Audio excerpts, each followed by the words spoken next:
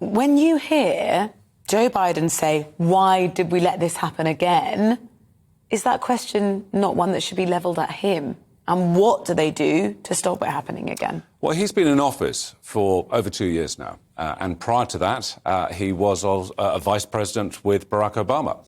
I don't think politically anything's going to get done, whether it be on the Democratic or the Republican side. But there is one thing that both of those parties could certainly push forward and lobby to actually make illegal, and that is gun markets. And if we look at the perpetrator of this most recent attack, he was below the age of 21. And at 21 in Texas, you are not permitted legally to purchase a handgun.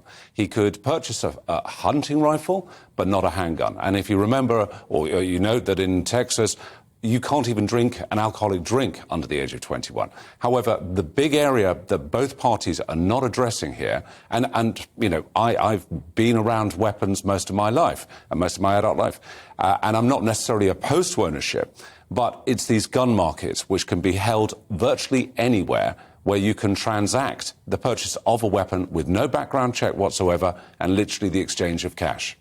But there's this feeling in America, isn't it? It's fundamental to their rights, their right to bear arms, as in the Constitution. I mean, there are so many guns in the USA. How would you ever get rid of them? Even if you had an amnesty, it just is the place is awash with them. It is. There's believed to be somewhere in excess of 400 million firearms in private ownership.